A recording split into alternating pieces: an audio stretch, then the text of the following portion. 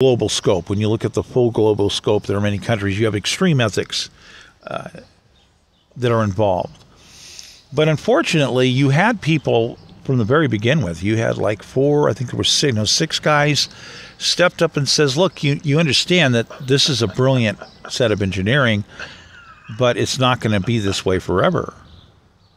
This is going to end up getting discovered. There are people who are just going to do random experiments and discover things. There are people who are brilliant in electronics who are going to look at these operational things and they're going to discover it. So you'll have independent discovery, you'll have spying and breaching, which will occur, which did occur. You had Russians infiltrate the United States, various other countries, and they obtained the back doors on all of this chip science. You also have reverse engineering, and that's where you take a chip and you basically just keep cutting off thin layers till you get down to where you can see everything that's there. And then you work with computers to reverse engineer its possible capabilities. And then you discover and go, yep, here's these back doors. Here's these other specialized options. Here's little specialized coordinating and processing, all of these interesting aspects that can be incorporated into different types of chips. So it was laid on the table plain and simple. With the original estimates, as I recall, were 8 years. I said, basically, this science at this point with this set of chips running, it has an 8-year estimated life before we reach breach city and things are going to start going badly. And amazingly, the numbers were incredibly low. The fear of what could happen actually did manifest, except it was actually at a much lesser realization as far as worst case scenarios. And we had different rounds of experts that were cautioning and telling the government. You had several individuals finally say, an array of people, even Microsoft people, getting to the point where they said, hey, look, this is a backfire. This is one of the most potential dangerous situations out there, and we have people pretending as though it's a permanent fix. It's not. It's dated. It's going to backfire. So, I mean, you have this situation, and you have people who are trained in electronics that understand this stuff. Some people are brighter than others and just see it naturally. I mean, I'm one of those people myself that, I look at certain things, I says, well, what you could do or what I think is there. So, yeah, these are things that are understood when you understand math. There's a lot of different ways to understand math. So we end up with a situation where we end up with a pure growing backfire situation. And then we have a brand new problem. The brand new problem is there are people out there that are stuck. They don't know what the alternative is. They don't know what the new solution is. And you have to realize that sometimes there is no new solution.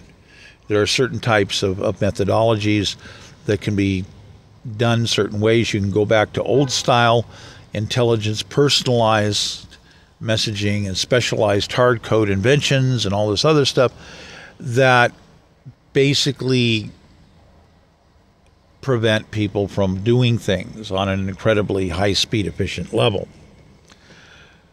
So this kind of explains the first part of it, except we've got another growing ghost. The big, huge growing ghost. As I said earlier, there's more than 1 billion cyber attacks a day occurring in the United States alone. And this is something that's happening globally. And basically the same electronics, mathematical overlapping, the same types of software are related or re-engineered, or there's a relationship technologically wise to being able to breach things. Everyone's going to want to know what the solution. The solution is that the solution never ends. One solution is we have to invest $80 billion a year for the next 4 years in new chip development, taking chips to a new height. And oh, by the way, we have to re-engineer the way certain chips work to permanently eliminate the back doors. Except there's other people saying, no, we can't do that. We have to have the back doors. Except in so saying that you're going to do that is guaranteeing another situation that involves guaranteed backfire.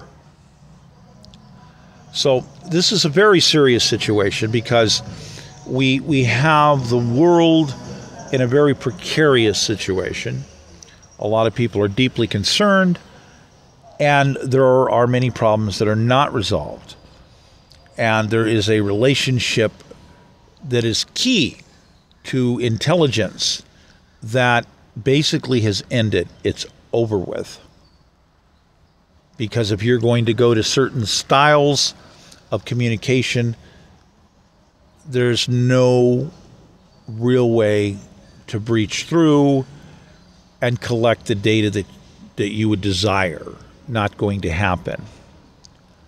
So now, as far as other advanced aspects, that's a little different area. Having certain advanced aspects require advanced equipment. If you're going to use advanced aspects, you're going to be very talkative. You're going to have a lot of math going around. These are advanced aspects. So now you have different situations. I'm going to set off for a moment to talk about the concept of everybody's jamming everybody and nobody's stuff works. This is a tactic that deals with regardless of what you've engineered in your chips. Again, it's another brand new avenue of understanding, perhaps for you. For some of it's not brand new. That basically means that no matter how much money you spend, no matter how many types of virus software you put in your computer, you're still stuck. Cyber jammingware, to just jam certain types of frequency zones and sets, shuts everything down. Just shuts everything down. And there are different styles of this. There are different levels of this, different ways to implement this. So this is the problem with network communication.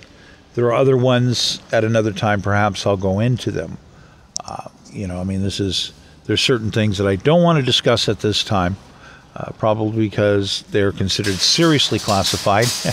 Unfortunately, where we're at right now, this is an area where a lot of people would like to say, God, we would wish this would be classified. It's not classified anymore. It's basically on the table. It's known. It's public. And it's a backfire situation. It's a liability problem. If we're going to focus on liability problem, we have other aspects that are, again, there's a cross relationship that have to be equated. When? Now, immediately. Should have been done way more than a decade ago. We're talking an effective plan should have been put in place prior to the year 2000, but that didn't happen. So solutions here bring about different solutions. Number one, an immediate solution is a fairly simplistic set of programming. Nice apps. You can put it in everybody's cell phone, put it in their computer. It counts. It detects whether or not there is some sort of cyber attack occurring. This is a little different piece of software because in many ways it does what some virusware, malware, so forth, software already does. But none of these people seem to have the whole picture. I'll mention that one company knows something that another company doesn't. And they're constantly sharing information and trying to figure out how to make products better. But what the key thing is, the solution is these mass attacks, the mass attacks occurring. We're talking about 1 billion plus attacks a day in the United States. You're talking about tens of thousands, millions, literally millions of computers that are involved, dedicated to attacking people. That's right. That's you, me, everybody, attacking millions of computers. So the fix for this is you put a fixed charge rate that's mandated that if you come under attack or the network you're trying to connect with comes under attack and you're affected, you can't connect to stuff, you get paid a rate of $300 per hour. That's $300 an hour. And there's a reason for the $300 an hour. I'll explain that repeatedly, as you will run into more talking on this to why we have to do this and do this immediately. The bill for this is going to essentially be put upon serving companies. Why? Because they're the ones operating the attack computers. It's just that simple. Are all companies operating this? Well, actually, no. There are certain companies that can get around the attack software thing. You have, I believe, Microsoft. It used to be, I haven't looked at Amazon specs in a long time. Amazon used to have a full checkout. They were completely clear at one time, but I haven't redone things in well over a decade with Amazon, so I don't know what the situation is exactly for sub-outs and stuff like that. But still, you're going to have an array of companies that basically will be immune from being charged. They won't have to pay into the pool of that will be the effectual payout of $300 an hour. And the neat thing about the $300 an hour, this isn't exact equating. This is going to be multiple times a day. Your account will change. You're going to receive money electronically. You're going to receive money, and that account is liquid. It is cash. It is spend now. And this rectifies the situation because the servers conducting the attacks basically are being charged. It's going to be perhaps a quarterly system, just like regular taxation, but it's also in advance. It's based upon a calculation of how many computers they had, and it's in advance. By the way, this is for large companies. This is not for guys that got 5, 6, maybe 8 computers. In some cases, 40 computers operating in their garage. It's not about going after these little tiny shops, because that's not what, we're looking at billions and billions of attacks a day. So, interfering with people trying to do new business and come up and a lot of these people are starving to death as it is, and they're not really a part of the problem. I'm not going to say that someplace out there somebody hasn't experimented with cyber attack stuff, but for all intents and purposes, it's a moot point. It's don't go there. Don't mess with the freelancers. They're working right now. They're performing a very good function, and most of them are underpaid. So that's the way that works.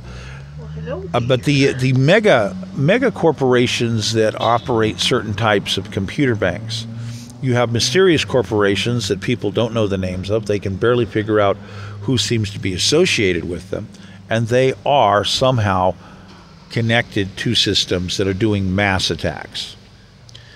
So $300 an hour, effectually having each person, this is a fine. And it starts out at $300, but it's probably going to grow. And a lot of people go, what? It's probably going to grow. Let me explain this. You have people at different levels that are doing cyber attacks for different reasons. This is not just a terrorist field where maybe terrorists are using it or some. The biggest part of this whole field has to deal with the manipulation of stocks, the stock market, the manipulation of crypto. You have people who practice the creation of analytical, demographical understanding to see tendencies.